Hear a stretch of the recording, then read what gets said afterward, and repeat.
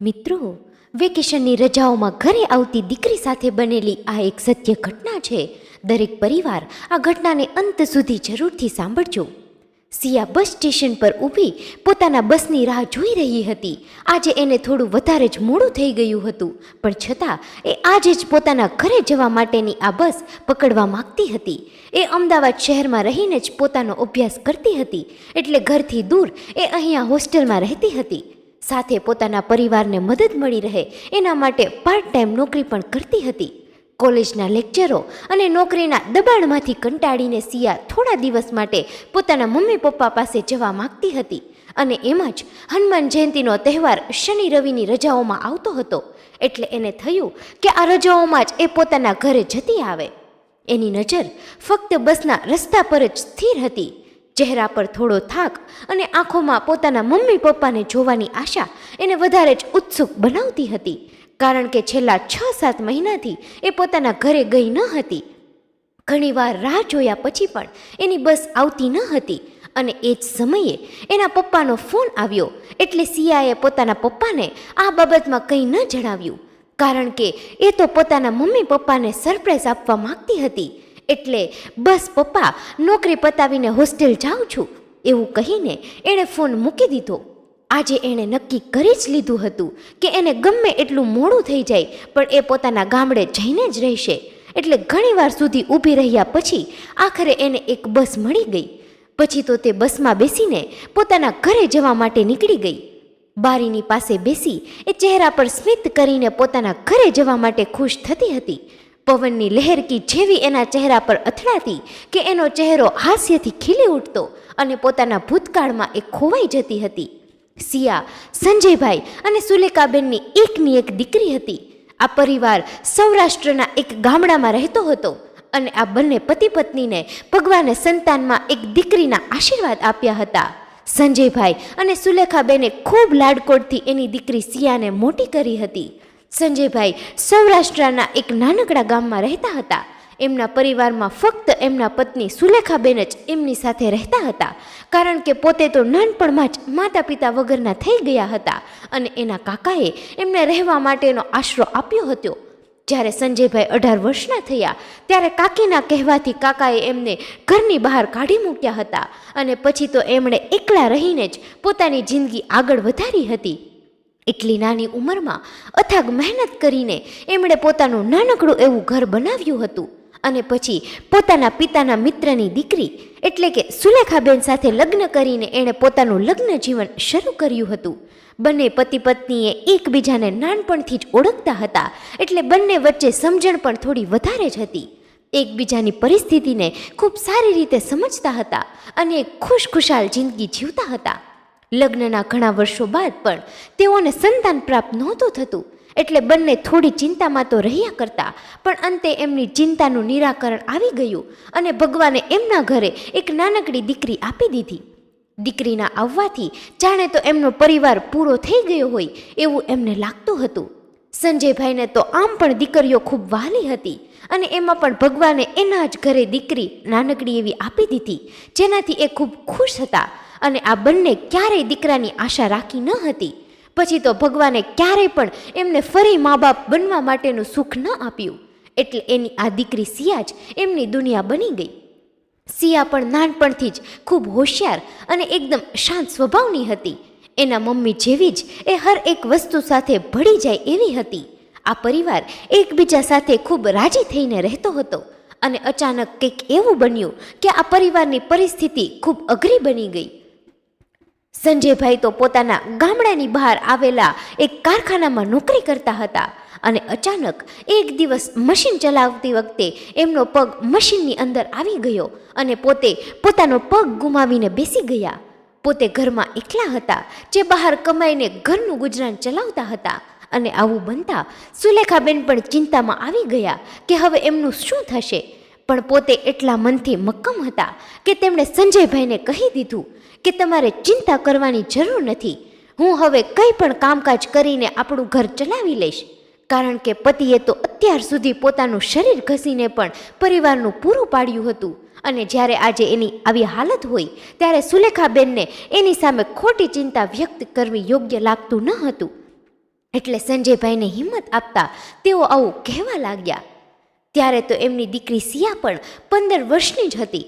એનો પણ અભ્યાસનો ખર્ચો, ઘરની જવાબદારી અને સંજયભાઈની તબિયત, આ બધું સુલેખાબેન એકલા હાથે જ પૂરું પાડતા હતા. સમય આવી જ રીતે પસાર થતો રહ્યો અને એમાં જ એની દીકરી સિયા પણ 20 વર્ષની થઈ ગઈ. આગળના અભ્યાસ માટે એને અહીંયા ગામડામાં કંઈ શક્ય બને એવું ન હતું, જેથી એક દિવસ રાત્રે બંને બાપ દીકરી આ બાબતે ચર્ચા વિચારણા કરતા હતા. સંજયભાઈ એની દીકરીને સમજાવી કે બેટા, મારે તને ખૂબ વધારે અભ્યાસ કરાવીને આઈપીએસ બનાવી છે. તું મારી અને તારા મમ્મીની ચિંતા ન કર. અમે જાણીએ છીએ કે તું અમારા વગર નથી રહી શકે એમ, પણ તારા ભવિષ્ય માટે તારે શહેર જઈને ભણવું જ પડશે. પરંતુ પોતાના પપ્પાની આવી હાલત જોઈને સિયાએ પોતાના ભણવાના સપનાને તો ક્યારનુંય દફન કરી દીધા હતા, કારણ કે એ પોતાના મમ્મી પપ્પાને તકલીફ આપીને પોતાના સપના પૂરા કરવા નહોતી માગતી. જેથી એણે સંજયભાઈની વાત માનવા માટે ના પાડી દીધી, કારણ કે એ જાણતી હતી કે અભ્યાસનો ખર્ચો ખૂબ વધી જશે અને એના મમ્મી એકલા રહીને એ બધું નહીં કરી શકે. પપ્પા તો આમ પણ ક્યાંય બહાર જઈને કામ કરી શકે એવી હાલતમાં નથી. એટલે એમની આવી પરિસ્થિતિમાં મારે એમના ઉપર બોજ બનીને નથી રહેવું. સંજયભાઈ અને સુલેખાબેનના સમજાવ્યા પછી પણ સિયા એમની વાત માનતી ન હતી. અંતે સંજયભાઈએ થોડા ભાવુક થઈને એની દીકરીને સમજાવ્યું કે બેટા, તું અમને સમજવાની કોશિશ કર. તું અમારી એકની એક સંતાન છે અને અમે નથી ઈચ્છતા કે તારે પણ અમારા જેવી જ જિંદગી જીવવી પડે. અને રહી વાત મારી, તો તું જરાય ગભરાઈશ નહીં. મને ગામડાની બહાર એક શેઠના બંગલાનું ધ્યાન રાખવા માટે નોકરી મળી ગઈ છે. મારે કંઈ કામકાજ નથી કરવાનું, બસ આખો દિવસ ત્યાં બેસીને બંગલાનું ધ્યાન રાખવાનું છે અને એમાં પણ પગાર ઘણો સારો મળે છે. અને તારા મમ્મી પણ પોતાના કામમાં થોડું ઘણું કમાઈને છે, જેથી અમે બંને અત્યારે તારા અભ્યાસનો ખર્ચો ઉપાડી શકીશું. અને તારું નહીં તો કંઈ નહીં, પણ તારા મમ્મી પપ્પા વિશે તો થોડું વિચાર. સંજયભાઈના આ શબ્દો એની દીકરીને આ બાબતે વિચારવા માટે મજબૂર કરી દીધી. એ આખી રાત સિયાના મગજમાં ફક્ત એના પપ્પાના વાક્યો જ ગૂંજતા હતા. એક તરફ મમ્મી પપ્પાને એકલા મૂકીને જવાની ચિંતા અને બીજી તરફ પોતાના પર એટલો આત્મવિશ્વાસ કે કદાચ એ ભણી ગણીને આગળ વધી જશે તો પોતાના મમ્મી પપ્પાની જિંદગીને સુધારી શકશે, કારણ કે હવે તો સિયા એક જ એમના જીવવાની આશા હતી. પછી તો થોડા દિવસમાં સિયા પણ એમની વાત માની ગઈ અને અમદાવાદ શહેરમાં કોલેજમાં એડમિશન લઈને એ ત્યાં અભ્યાસ કરવા લાગી. બાજુની હોસ્ટેલમાં રહીને એ પોતાની કોલેજ કરી રહી હતી. થોડા દિવસ ઘરથી દૂર રહીને એને ખૂબ નવીન લાગતું હતું, પણ ધીમે ધીમે એણે આ શહેરી જીવનને અપનાવી લીધું. શરૂઆતના દિવસોમાં તો આ શહેરી લોકો સાથે રહેવામાં એને ઘણી તકલીફ પડી, કારણ કે કોલેજમાં તો બધા એને હેરાન જ કર્યા કરતા હતા, કારણ કે પોતે તો એકલી ગામડેથી પોતાના અભ્યાસ માટે અહીંયા શહેરમાં આવી હતી. અને એના કપડાં અને દેખાવને જોઈને એની કોલેજમાં એની સાથે ભણતા વિદ્યાર્થીઓ હંમેશા એની હસી મજાક ઉડાવતા રહેતા. પહેલાંના દિવસોમાં તો સિયાને આ બધું સહન કરવામાં ખૂબ તકલીફ પડી, પણ ધીમે ધીમે એણે આ બધું સ્વીકારી લીધું અને આ લોકોને નજરઅંદાજ કરતા શીખી ગઈ. પરિસ્થિતિના લીધે ભલે એની પાસે એના બાકી વિદ્યાર્થીઓની જેમ બ્રાન્ડેડ કપડાં ન હતા, પણ એના ચહેરા પર ચમકતું એનું એ સૌંદર્ય એના ગામડાના કપડાને પણ 4 ચાંદ લગાવી દેતું હતું. ધીમે ધીમે તો એની 2-3 બહેનપણીઓ પણ બની ગઈ હતી, જેણે સાથે રહીને સિયાને પૂરી રીતે બદલી નાખી. હવે તો કોઈ જોઈને પણ ન કહી શકે કે આ એ જ સિયા હતી જે ગામડામાંથી આવી હતી. હવે તો એ જ સિયા શહેરમાં રહેનારી એક ઇન્ડિપેન્ડન્ટ છોકરી બની ગઈ હતી. થોડા દિવસ શહેરમાં રહીને એણે પોતાની જાતને પૂરી રીતે બદલી નાખી હતી, પણ એના સંસ્કાર અને સાદગીને હજુ એણે જાળવી જ રાખ્યા હતા. કોઈ પણને જોતા વેત ગમી જાય એવું રૂપ ભગવાને એને આપ્યું હતું.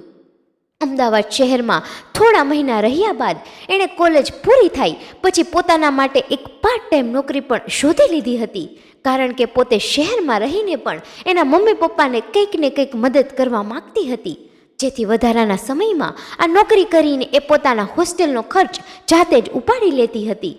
એના મમ્મી પપ્પા પણ પોતાની દીકરીને લઈને ખૂબ ગર્વ મહેસૂસ કરતા હતા, કારણ કે આજના સમયમાં જ્યારે સંતાનો મા બાપ ઉપર જ નિર્ભર રહેતા હોય છે, એ જ સમયમાં સિયા પોતાના મમ્મી પપ્પાનો વિચાર કરીને ભણવાની સાથે નોકરી પણ કરી રહી હતી. બીજી તરફ એના મમ્મી પપ્પા પણ અથાગ મહેનત કરીને પોતાની દીકરીને ભણાવવાનો પ્રયાસ કરતા હતા. સંજયભાઈ તો પોતાની દીકરીથી ખોટું બોલીને ફરી એ જ કામ પર લાગ્યા હતા જ્યાંથી એમની આવી હાલત થઈ હતી. પરંતુ સિયા આ વાતથી એકદમ અજાણ હતી અને સંજયભાઈ પણ એને કંઈ કહેતા નહોતા માગતા, કારણ કે પોતાની દીકરી માટે સંઘર્ષ કરતો આ પિતા ગમે તે હાલતમાં એની દીકરી માટે મહેનત કરવા માટે તૈયાર હતો. સામે સુલેખાબેન પણ બીજાના ઘરમાં કામકાજ કરીને પોતાના પતિને મદદ કરતા હતા. ક્યારેક તો દિવસ એવા અઘરા પસાર થતા કે બંનેને આખો દિવસમાં એક સમયે જ ભોજન કરવું પડતું હતું. પરંતુ બંને એકબીજાને વાત કરીને દિલાસો આપ્યા કરતા કે બહુ જલ્દી એની દીકરી ભણી ગણીને નોકરી પર લાગી જશે, પછી બધા જ શહેરમાં રહેવા માટે જતા રહીશું અને હળીમળીને કામ કરી લઈશું, એટલે ઝડપથી આપણી પરિસ્થિતિમાં પણ સુધરવા લાગશે. અને સિયા પણ પોતાના મમ્મી પપ્પાની મહેનતથી ખૂબ સારી રીતે વાકેફ હતી, એટલે બીજી છોકરીઓની જેમ એ કોઈ અવળા રસ્તા પર પણ ક્યારેય ચડી ન હતી. એને અમદાવાદ ગયાને ઘણા મહિના વીતી ચૂક્યા હતા, પણ હજુ સુધી એ પોતાના ગામડે પાછી આવી ન હતી. જ્યારે એ પોતાની નોકરીએથી પાછી આવતી હતી ત્યારે એના મમ્મી સાથે એની ફોનમાં વાત થઈ અને સુલેખાબેન સિયાને કહેવા લાગ્યા કે બેટા, આપણા ઘર આગળ જે હનુમાન દાદાનું મંદિર હતું ત્યાં થોડા ઘણા દાતાઓએ ભેગા થઈને ખૂબ મોટું મંદિર બનાવ્યું છે અને 4 દિવસ સુધી અહીંયા નવા પ્રોગ્રામનું આયોજન કર્યું છે. તું અહીંયા હોત તો ખૂબ મજા આવત, કારણ કે એ મંદિર સાથે તારી તો ખૂબ યાદો જોડાયેલી છે. તારું આખું બાળપણ તે ત્યાં જ રહીને વિતાવ્યું છે, પણ હવે તો મંદિર પૂરી રીતે બદલાઈ ગયું છે. પોતાના મમ્મીની આ વાત સાંભળીને શિયા પણ ખુશ થઈ ગઈ, કારણ કે નાનપણમાં તો ગામડામાં કંઈ બીજું ન હતું, એટલે પોતાના ઘર પાસે જ રહેલું હનુમાન દાદાનું એક નાનકડું મંદિર જ્યાં એ પોતાની બહેનપણીઓ સાથે આખો દિવસ રમતી હતી. ક્યારે પણ એને કોઈ પૂછે કે તારા ફેવરિટ ભગવાન ક્યાં છે, તો તે હંમેશા એના હનુમાન દાદાનું જ નામ લેતી હતી, કારણ કે નાનપણમાં એના પપ્પા એને બધા જ ઇતિહાસ વિશે જણાવતા રહેતા અને ધાર્મિક ગ્રંથો વિશે પણ એને હંમેશા સમજાવ્યા કરતા. જ્યારે એ નાનપણમાં ખૂબ ડરી જતી ત્યારે એના પપ્પા એને હનુમાન ચાલીસાના પાઠ કરાવતા અને હંમેશા કહેતા કે હનુમાન દાદા હંમેશા આપણી સાથે જ રહે છે, એટલે તારે ડરવાની બિલકુલ જરૂર નથી. અને અચાનક એને ઓફિસેથી પણ 2 દિવસની રજા મળી ગઈ હતી, જેના લીધે એને થયું કે પોતાના મમ્મી પપ્પાને સરપ્રાઈઝ દઈને એ આ વખતે ઘરે જતી આવે. એટલી વારમાં જ કંડક્ટરનો જોરથી અવાજ સંભળાયો અને એ અચાનક ઝબકી ગઈ. એણે બારીની બહાર નજર કરી તો ગાડી હજુ 20-25 કિલોમીટર સુધી જ આગળ ચાલી હતી. હજુ તો એણે ઘણો લાંબો સફર કરવાનો હતો. એટલે એણે એકવાર પોતાના ફોનમાં નજર કરી અને જોયું તો રાતના 10 વાગી ગયા હતા. એટલે એને થયું કે હજુ ઘરે પહોંચતા એને 12 વાગી જશે. થોડીવાર માટે તો એવો વિચાર આવ્યો કે હવે પપ્પાને ફોન કરીને એ આવી રહી છે એ જણાવી દેવું જોઈએ. અને પછી બીજી વાર એનું મન ના પાડતું હતું કે તો એના પપ્પાને સરપ્રાઈઝ દેવાનો કોઈ મતલબ નહીં રહે. એટલે પોતાના મનને મનાવીને એ ફરી બારીની બહાર જોતી રહી. થોડીવાર પછી બસ એક હોટલ પર જઈને ઊભી રહી ગઈ. કંડક્ટરે જણાવ્યું કે બસ અહીંયા 15 મિનિટ સુધી નાસ્તા પાણી માટે રોકાવાની છે, એટલે બધા પેસેન્જર પણ નીચે ઉતરીને પોતપોતાના કામે ચાલ્યા ગયા. ફરી એની ઘરે જવાની સફર આગળ ચાલી. ધીમે ધીમે કરતા તો બધા જ પેસેન્જર પોતાની મંઝિલ સુધી પહોંચવા લાગ્યા, પણ હજુ સિયાને તો ઘણા દૂર સુધી જવાનું હતું અને એ તો બસ શાંતિથી બેઠી હતી. એની સામેની સીટમાં બેઠેલા એક 60 વર્ષના વૃદ્ધ મહિલા, જે એની સાથે એ થોડી ઘણી વાતચીત પણ કરતી હતી. અચાનક બસમાં 4-5 લોકો ચડી ગયા. એમને જોતા તો એ ટપોરી જેવા લાગતા હતા. કંડક્ટરે એમને જણાવ્યું કે એમને જે જગ્યા પર જવું છે ત્યાં બસ નથી ચાલતી. પણ આ લુખ્ખા લોકો તો કંડક્ટરને પણ ધમકાવવાનું શરૂ કરી દીધું અને કહેવા લાગ્યા, કંડક્ટર સાહેબ, બસ ત્યાંથી ન ચાલતી હોય તો એ અમારો પ્રોબ્લેમ નથી. તમને બસ અમે કીધું ત્યાંથી બસ ચલાવી લ્યો, બાકી તમને ઘણું ભારે પડશે.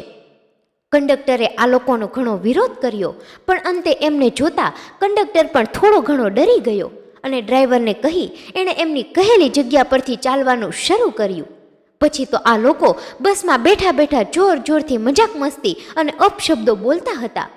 આ લોકોના આવવાથી સિયા પણ થોડી ઘણી ડરી ગઈ અને એને જોતાં જ પેલી વૃદ્ધ મહિલા સમજી ગઈ એટલે તરત જ સિયાની બાજુમાં આવીને બેસી ગયા. કારણ કે ઉંમરના અનુભવે એમને એટલું તો જરૂરથી શીખ્યું હતું કે આવા લોકો એકલી છોકરીને જોઈને એનો ફાયદો ઉઠાવવાની કોશિશ જરૂરથી કરે છે. પોતે ઉંમરથી ભલે મજબૂર હતા, પણ હિંમત હજુ એની એ જ હતી. આ બંને પોતાની સીટ પર શાંતિથી બેઠા હતા કે એમાંના એકે સ્પીકર લઈને ખૂબ મોટેથી ગીત વગાડવાનું શરૂ કર્યું. આ વૃદ્ધ મહિલાને થોડી તકલીફ પડી રહી હતી, તો પણ તેઓ ઘણીવાર સુધી કંઈ બોલ્યા નહીં અને પછી આ લોકોને કહેવા લાગ્યા કે ભાઈ, તમારું આ વગાડવાનું બંધ કરી દો, મને આ અવાજથી તકલીફ થાય છે. એટલે એમાંથી એક આ વૃદ્ધ મહિલાની નજીક આવ્યો અને કહેવા લાગ્યો, દાદીજી, તમને એટલી જ તકલીફ થતી હોય તો એક કામ કરો, હું કંડક્ટરને કહી દઉં છું, તમે બસમાંથી નીચે ઉતરી જાઓ, એટલે અમને પણ તમારી બાજુવાળાની બાજુમાં બેસવાની મજા આવે. આવું સાંભળતા તો સિયા તરત જ ગભરાવા લાગી. એ તરત જ પેલી વૃદ્ધ મહિલાને શાંતિથી બેસવા માટે કહેવા લાગી. પછી તો વારે વારે આ લોકોનો ત્રાસ વધતો જતો હતો અને આ વખતે તો સિયાથી પણ ન રહેવાયું. એટલે એણે આ લોકોને કહી દીધું કે ઓ ભાઈ, તમને ક્યારના અમે કંઈક કહીએ છીએ, તમે આમ વૃદ્ધ લોકોને આવી રીતે હેરાન ન કરી શકો. સિયાના આવા શબ્દો સાંભળીને આ 4 લોકોમાંથી એક થોડોક નજીક આવ્યો અને કહેવા લાગ્યો, મેડમ, તમે આમ મીઠું મીઠું બોલતા રહો તો અમે બધા શાંતિથી બેસી જઈએ. અરે હા, ચાલો એક કામ કરીએ, તમે અમારી સાથે અહીંયા પાછળ બેસવા માટે આવી જાઓ, એટલે અમે જરા પણ અવાજ નહીં કરીએ. આવું બોલી એ પોતાના સાથીદારો સામે જોઈને હસવા લાગ્યો. આવું બધું સાંભળીને હવે સિયા પોતાના પર કાબુ ન રાખી શકી અને ગુસ્સામાં આવીને એણે આ માણસને એક તમાચો લગાવી દીધો અને પોલીસને બોલાવવાની ધમકી આપવા લાગી.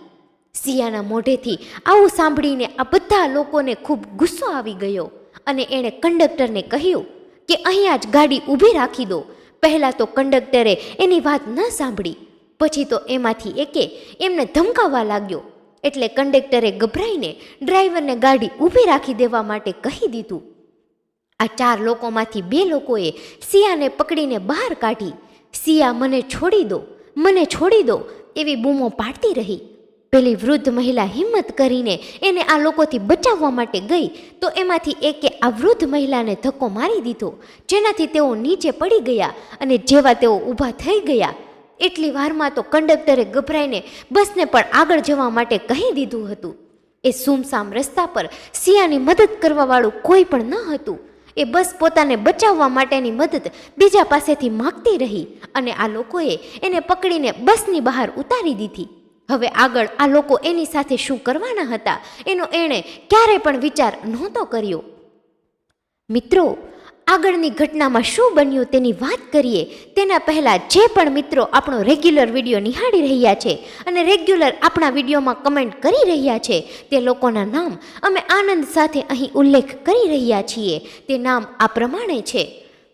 રાજકોટથી કિરણબેન ભટ્ટ આપણા આગળના વિડીયોમાં ખૂબ સરસ મજાની કમેન્ટ કરી રહ્યા છે. જયેશભાઈ પરમાર યુકેથી ભાનુબેન પટણી આપણા દરેક વિડીયોમાં ખૂબ સરસ મજાની કમેન્ટ કરી રહ્યા છે. અશ્વિનભાઈ ડાભી, દવે રેખાબેન, ઉષાબેન પટેલ, નટવરલાલ કાછડ, ગોકુલભાઈ રાઠોડ, ઉર્મિલાબેન પટેલ, સુધાબેન દવે, ધનજીભાઈ સોલંકી આપણા આગળના વિડીયોમાં એવું લખી રહ્યા છે કે વિડીયો ખૂબ જ ગમ્યો, આંસુ લાવી દીધા. પદ્માબેન પદ્મશાલી, ઇન્દુબેન પટેલ, નીતાબેન દેસાઈ, હિનાબેન ત્રિવેદી, વિમલભાઈ મહેતા, પરસોત્તમભાઈ સભાણી, હીરાબેન ઠક્કર, ચમનજીભાઈ ઠાકોર. મિત્રો, આ સિવાય પણ ઘણી બધી સરસ મજાની કમેન્ટ આપ લોકો દ્વારા આપવામાં આવી છે, પરંતુ દરેક કમેન્ટનો ઉલ્લેખ કરવો શક્ય હોતો નથી, જેથી જે લોકો અતિ સુંદર કમેન્ટ કરી રહ્યા છે તેમના નામ અમે અહીં ઉલ્લેખ કરેલા છે. આપ સૌ મિત્રોને અમે હૃદયપૂર્વક આભાર માનીએ છીએ. આવી રીતે જ આપ દરેક વિડીયોમાં કમેન્ટ કરતા રહો.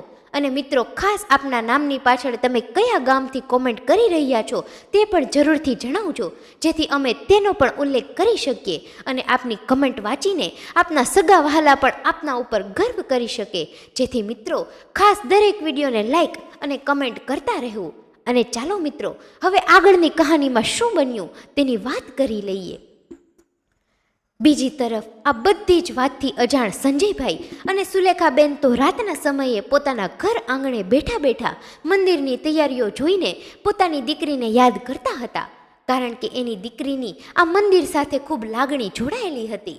એટલે આ બંને પણ એકબીજા સાથે વાત કરતા હતા કે કાશ આજે આપણી દીકરી અહીંયા હાજર હોય તો કેટલી ખુશ થાત. અને સામે સિયા એક બીજી જ મુસીબતમાં ફસાઈ ગઈ હતી. આ લોકો તો દેખાવમાં ખૂબ ડરાવના લાગતા હતા અને સિયા તો રડવા લાગી અને આ લોકોને કહેવા લાગી કે મને છોડી દો. એ લોકોનો પુરુષ અહંકાર ઘવાયો હતો, કારણ કે સિયાના શબ્દોએ એમને આવું કરવા માટે પ્રેર્યા હતા. પછી તો તેઓ એને જંગલમાં ક્યાંક દૂર દૂર સુધી લઈ ગયા અને સિયાને પણ ખબર ન હતી કે પોતે ક્યાં જઈ રહી છે. સિયાને અચાનક યાદ આવ્યું કે પોતાના ફોનમાંથી એ ઝડપથી એના પપ્પાને ફોન કરી દે, એટલે આ લોકોને ખબર ન પડે એમ એણે પોતાનો ફોન બહાર કાઢવાની કોશિશ કરી કે એમાંથી એકે એને ફોન કાઢતા જોઈ ગયો અને તરત જ એના હાથમાંથી ફોન આંચકીને લઈ લીધો. આ લોકો સિયાને ખૂબ હેરાન કરી રહ્યા હતા. પછી તો આ લોકો સિયાને દૂર એક ઝૂંપડીમાં બંધ કરી દીધી. સિયા બસ મને બચાવો એવી બૂમો પાડતી હતી, પણ ત્યાં કોઈ પણ એનો અવાજ સાંભળી શકે એમ ન હતું. આ લોકોએ એની સાથે કોઈ ખરાબ વર્તન તો ન કર્યું, પણ પૈસાની લાલચે એણે સિયાને અહીંયા પૂરી દીધી. સિયાને તો એ પણ ખબર ન હતી કે એ ક્યાં આવી પહોંચી છે. એણે આ ઝૂંપડીમાં નજર કરી તો આસપાસ કોઈ પણ ચીજ વસ્તુ પડેલી ન હતી જેની મદદથી એ અહીંયાથી બહાર નીકળી શકે, કારણ કે આ ઝૂંપડી જેવી ઓરડીમાં આ લોકોએ બહારથી જ દરવાજો બંધ કરીને ત્યાં જ બેઠા હતા. એમાંથી એકે સિયાનો ફોન પોતાના હાથમાં લીધો અને એમાં જોવાનું શરૂ કર્યું. પહેલો જ નંબર એના પપ્પાનો હતો, એટલે એમાંથી એકે નક્કી કર્યું કે એના પપ્પાને એની દીકરી વિશે કહીએ અને એમની પાસેથી ખાસી એવી કિંમત વસૂલ કરીએ. એટલે તરત જ આમાંના એકે સંજયભાઈને ફોન લગાવ્યો. અડધી રાત્રે પોતાની દીકરીના ફોનમાંથી ફોન આવતા સંજયભાઈ એકાએક પોતાની ઊંઘમાંથી જાગી ગયા અને જેવો એમણે ફોન ઉપાડ્યો અને સામેની તરફથી જે વાત સાંભળી પછી તો એમના હાથમાંથી ફોન નીચે પડી ગયો.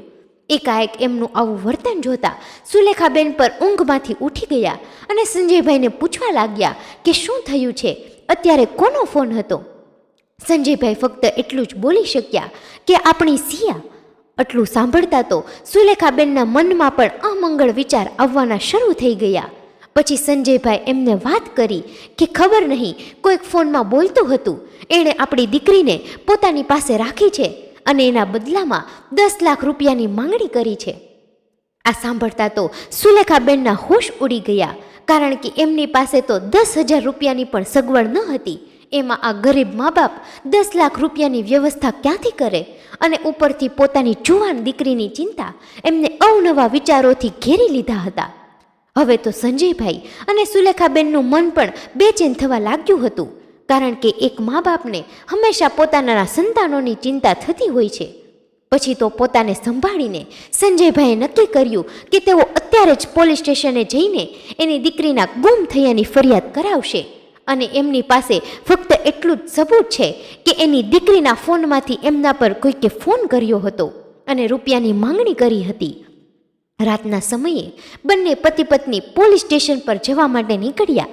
આજે તો એને પોલીસ સ્ટેશન સુધીનો રસ્તો પણ ખૂબ લાંબો લાગતો હતો. અંતે બંને પોલીસ સ્ટેશન સુધી પહોંચી ગયા અને ઇન્સ્પેક્ટરે એની દીકરી વિશેની બધી વાતચીત કરી. ઇન્સ્પેક્ટરે સિયાની હોસ્ટેલનું સરનામું અને તેના ફોન નંબર પણ લઈ લીધા.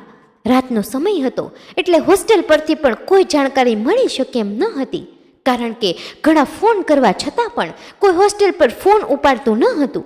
એટલે પોલીસ ઇન્સ્પેક્ટરે એમને સવાર સુધી રાહ જોવા માટેનું કહ્યું, પરંતુ સંજયભાઈ તો સવાર સુધી રાહ જોઈ શકે એમ ન હતા, કારણ કે કદાચ પોતાની દીકરી સાથે કંઈ અનહોની ન થઈ જાય એ વિચાર એમને સતત આવતો હતો. પોલીસ ઇન્સ્પેક્ટરે સંજયભાઈ પર આવેલા ફોનનું લોકેશન કાઢવાની કોશિશ કરી અને ઘણી મથામણ પછી અંતે તેઓ આ કામમાં સફળ થયા. એમણે જોયું તો સિયાના ફોનનું છેલ્લું લોકેશન જંગલમાં ખૂબ અંદર આવેલું હતું. પછી તો સંજયભાઈની વિનંતીથી પોલીસ ઇન્સ્પેક્ટરની ટીમ આ જગ્યા પર જવા માટે ત્યાંથી રવાના થઈ. અને બીજી તરફ આ બધી જ વાતથી અજાણ સિયા ફક્ત પોતાના મમ્મી પપ્પાને યાદ કરીને રડતી હતી, કારણ કે એને અહીંયાથી બહાર નીકળવાનો કોઈ પણ રસ્તો દેખાતો ન હતો. ઘણી વાર સુધી રસ્તો પસાર કર્યા બાદ અંતે સંજયભાઈ પોલીસની ટીમ સાથે ત્યાં પહોંચી ગયા. એની નજર ફક્ત પોતાની દીકરીને શોધતી હતી. ત્યાં બેઠેલા લોકો અચાનક પોલીસની ગાડીનો અવાજ સાંભળી ગયા અને ઝડપથી ત્યાંથી દોડવા લાગ્યા. કારણ કે આવી સુમસામ જગ્યામાં પોલીસ કેવી રીતે આવી શકે એ એમને કંઈ સમજાયું નહીં. પણ એ જગ્યા પર આ લોકો સિવાય કોઈ હાજર ન હતું, એટલે પોલીસના ડરથી તેઓ ત્યાંથી ભાગવા લાગ્યા. જેવા સંજયભાઈ આ જગ્યા પર પહોંચ્યા અને એમણે જોયું તો બહાર જાણે 4-5 લોકો બેઠા હોય અને પોલીસની ગાડીનો અવાજ સાંભળતા ભાગી ગયા હોય એવું એમને લાગ્યું. એટલે તરત જ દોડીને આસપાસ પોતાની દીકરીને શોધવા લાગ્યા. એમને એ પણ ડર લાગવા લાગ્યો કે કદાચ આ લોકોને પોલીસના આવવાની ખબર પડી ગઈ હોય અને એની દીકરીને લઈને ક્યાંક બીજે જતા રહ્યા હોય.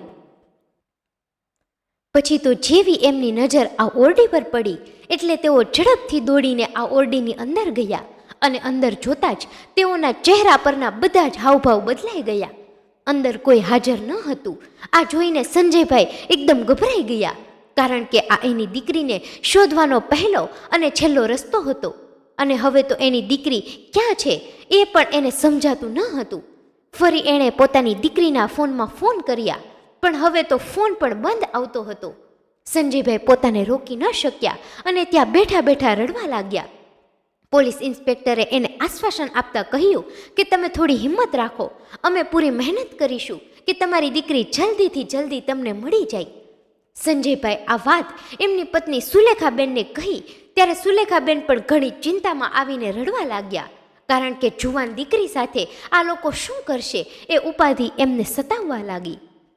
પોલીસ ઇન્સ્પેક્ટર અને એની ટીમે મળીને આ જંગલને ફંફોડી નાખ્યું, પણ ક્યાંય એને સિયાની જાણકારી ન મળી.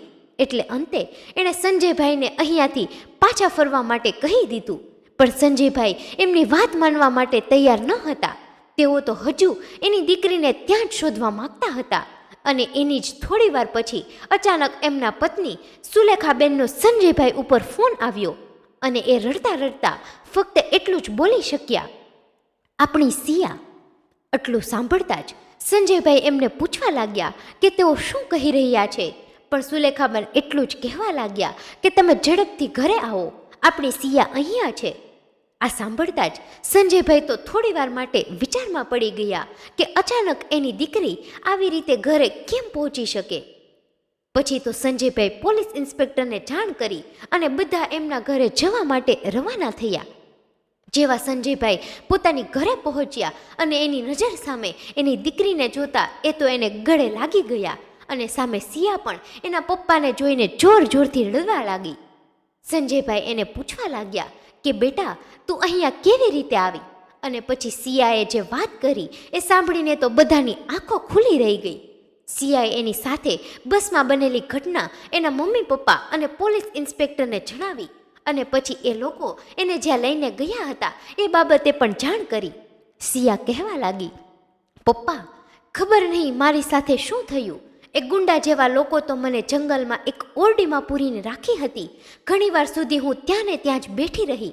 અચાનક મને મારા જીન્સના ખીચામાં કંઈક હોય એવું લાગ્યું અને મેં જોયું તો એમાં તમારી દીધેલી નાનકડી એ હનુમાન ચાલીસાની ચોપડી હતી, જે તમે હંમેશા મારી સાથે રાખવાનું કહેતા હતા. જ્યારે પણ હું એકલી હોય ત્યારે હનુમાન દાદા મારી રક્ષા કરશે એવું તમે કહ્યા કરતા, જેથી હું હંમેશા એને મારી સાથે જ રાખતી હતી. પછી તો હું હનુમાન દાદાને યાદ કરીને ખૂબ પ્રાર્થના કરવા લાગી કે મને મારા મમ્મી પપ્પા સુધી પહોંચાડી દો, પણ આ લોકો સામે લડવાની મારામાં હિંમત ન હતી. અચાનક મને તમારા કહેલા શબ્દો યાદ આવ્યા કે તુમ રક્ષક કા હુકો ડરના, અને પછી તો મેં થોડી હિંમત કરીને આ લોકોને ખબર ના પડે એમ ત્યાંથી ભાગી નીકળી. એ જંગલમાં મને ક્યાંય પણ રસ્તો જોવા મળતો ન હતો અને હું તો ફક્ત આ લોકોથી મારો જીવ બચાવતી ભાગતી જ હતી. ઘણે આગળ સુધી ગયા પછી મને એક માણસ મળ્યો, જેણે મને કહ્યું કે એનું નામ પવન છે અને એ તમને ખૂબ સારી રીતે ઓળખે છે. પહેલાં તો મને એના પર પણ વિશ્વાસ ન આવ્યો, પરંતુ એ જે કંઈ પણ કહી રહ્યો હતો એ બધું જ સાચું હતું. એટલે મને થયું કે આ માણસ મારી મદદ જરૂર કરશે. એટલે મેં એને મારી મદદ કરવા માટે કહ્યું અને એણે મને ફક્ત એટલું જ કહ્યું કે હું તો મદદ કરવા માટે જ આવ્યો છું. એટલે મને એના પર થોડો વિશ્વાસ આવ્યો અને હું એની મદદથી આપણા ઘર સુધી પહોંચી ગઈ. મારા કહ્યા પહેલાં જ એણે આપણા ઘરે આવવાનો રસ્તો ખબર હતી. હું વિચારમાં પડી ગઈ કે આ માણસ મારા ઘરના રસ્તાને કેવી રીતે ઓળખે છે. મેં એને પૂછ્યું કે તમને મારા ઘરની કેવી રીતે ખબર છે? એટલે તેઓ કહેવા લાગ્યા કે હું નાનપણમાં જ અહીંયા રહેતો હતો, મોટા થઈને શહેરમાં રહેવા માટે જતો રહ્યો હતો. પછી તો જેવી તેઓ મને ઘરે મૂકી ગયા અને મેં એમને અંદર આવવા માટેનું કહ્યું, પણ તેઓ મારી વાત ન માન્યા અને મેં કહ્યું કે હું તમારી માટે કંઈક શરબત લઈને આવું છું, તમે થોડી વાર માટે અહીંયા ઊભા રહો. અને જેવી હું અંદર શરબત લેવા ગઈ અને લઈને બહાર આવી તો મેં જોયું કે પહેલો માણસ ત્યાં હાજર ન હતો. હું થોડી આગળ સુધી ચાલી અને આસપાસ નજર કરી તો ક્યાંય એ જોવા મળતો ન હતો. મને તો ફક્ત અંદર ગયાને થોડી જ મિનિટ થઈ અને હું બહાર આવી ગઈ, પણ એ માણસ દૂર દૂર સુધી મને ક્યાંય જોવા મળતો ન હતો. હવે ખરેખરમાં એ માણસ કોણ હતું એ મને ખબર નથી. સિયાની વાત સાંભળતા ત્યાં ઊભેલા તમામ લોકો પણ આશ્ચર્યચકિત થઈ ગયા, કારણ કે એવી રીતે કોઈ અજાણ્યા માણસે આવીને કોઈ દીકરીની મદદ કરી હતી. પણ અંતે સંજયભાઈ તો મનોમન બધું જાણી ગયા હતા કે નક્કી આ તો મારા હનુમાન દાદાની કોઈક લીલા છે. પછી એણે પોતાની દીકરીના માથા પર હાથ મૂકીને કહ્યું કે બેટા, હનુમાન દાદાએ તને અમારા સુધી પહોંચાડી દીધી છે. પછી તો સંજયભાઈ અને સુલેખાબેન અને સિયા ત્રણેય મંદિરે દર્શન કરવા માટે ગયા. બધાએ ભગવાનનો ખૂબ ખૂબ આભાર માન્યો કે એમની દીકરી આજે એમને પાછી મળી ગઈ છે. પણ સિયા સાથે આવું શું બન્યું એનો હજુ એ વિચાર જ કરતી હતી. પણ કદાચ સંજયભાઈ આ વાત સમજી ગયા હતા કે એના દાદાએ જ એની દીકરીને મદદ કરવા માટે કોઈ ફરિશ્તાને મોકલ્યો હોય, કારણ કે જે માણસ પૂરી શ્રદ્ધાથી ભગવાનને માને છે, ઈશ્વર એની સાથે ક્યારેય પણ કંઈ ખોટું થવા નથી દેતા. જેવી રીતે માતા સીતાને બચાવવા માટે હનુમાન ગયા હતા, એવી જ રીતે સંજયભાઈની દીકરીને બચાવવા માટે હનુમાન દાદાએ એમની મદદ કરી હતી. અને અંતે હનુમાન જયંતીના દિવસે આ ચમત્કારથી બંને પતિ પત્નીને પોતાની દીકરી પાછી મળી ગઈ હતી. મિત્રો, આ ઘટના પરથી આપણને એટલું તો જરૂરથી જાણવા મળ્યું કે જે પણ લોકો સાચા મનથી ભગવાનને માને છે, ભગવાન એમની સાથે ક્યારેય ખોટું થવા દેતા નથી. અને આવો ચમત્કાર જોઈને આ પરિવારને પણ ભગવાન પ્રત્યે શ્રદ્ધા વધી ગઈ હતી, કારણ કે જો તમે સાચા હૃદયથી ભગવાનને સ્મરણો છો તો એ તમારા રક્ષક બનીને જરૂરથી આવે છે. મિત્રો, આ એપિસોડ આપને પસંદ આવ્યો હોય તો ખાસ આપણી આ ચેનલને સબસ્ક્રાઈબ કરવાનું ભૂલશો નહીં, જેથી આવી જ સત્ય ઘટના અને સત્ય ઘટના પર આધારિત કહાની આપને સમયસર સાંભળવા મળતી રહે. તેમજ આ કહાની વિશે આપનું શું કહેવું છે તે પણ આપ અમને કમેન્ટ બોક્સમાં જરૂરથી જણાવજો. ફરી મળીશું મિત્રો કોઈ નવા એપિસોડ સાથે. ખૂબ ખૂબ ધન્યવાદ. જય મા ગાત્રાળ. જય શ્રી કૃષ્ણ.